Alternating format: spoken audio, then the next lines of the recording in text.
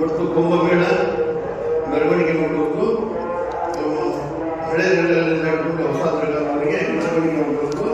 ಅದರಲ್ಲಿ ನೀವು ಭಾಗವಹಿಸಿ ಎಲ್ಲ ಸಾಧನೆಯಿಂದ ನೀವು ನಡೆಸಿಕೊಡ್ಬೇಕಂತ ಹೇಳಿ ಮತ್ತು ಮರುದಿವಸ 11ನೇ ತಾರೀಕಿನ ದಿವಸ ಎಲ್ಲ ರಾಜಕೀಯ ಧುರೀಣರು ಮತ್ತು ಮಹಾನ್ ಗುರುಗಳು ಎಲ್ಲರೂ ಬಂದು ಅಲ್ಲೇ ಒಂದು ದರ್ಗಾಕ್ಕೆ ಆಶೀರ್ವಾದ ಸಲ್ಲಿಸುವ ಅದನ್ನೇ ನೀವು ಭಾಗವಹಿಸಿ ಅವರೆಲ್ಲರ ಮತ್ತು ಪ್ರೀತಿಯ ಪಾತ್ರರಾಗಿ ಅಜ್ಜನ ಒಂದು ಪ್ರಹ್ಲಾದ ದೇವರ ಕೃಪೆಯ ಪಾತ್ರರಾಗಿ ನೀವು ನಿಮ್ಮ ಸೇವೆಯನ್ನು ಮಾಡುವುದೆಂದು ನಾನು ನಂಬಿದ್ದೇನೆ.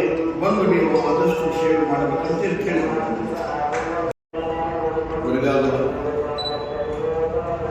ಉದ್ಘಾಟನೆಯ ಸಲುವಾಗಿ, ಲೋಕಾರ್ಪಣೆಯ ಸಲುವಾಗಿ ಎಲ್ಲ ಪತ್ರಕರ್ತರಲ್ಲಿ ಈ ಹೆಬ್ಬಳ್ಳಿ ಅಜ್ಜನ ಒಂದು ಪ್ರೀತಿಯ ವಂದನೆಗಳನ್ನು ಹೇಳಿ ನಿಮ್ಮೆಲ್ಲರಿಗೂ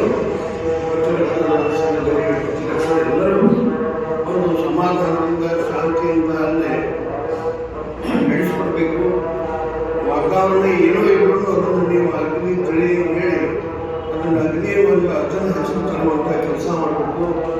ಮುಂದಿನ ಬೆಳವಣಿಗೆ ಮಾಡುವಂಥ ಒಂದು ಪ್ರೋತ್ಸಾಹ ಕೊಡಬೇಕು. ಎಲ್ಲ ಪತ್ರಿಕಾ ಸಂಘದವರಿಗೆ ಅಜ್ಜನ ಒಂದು ಅಭಿನಂದನೆ ಮಾಡಿದೆ.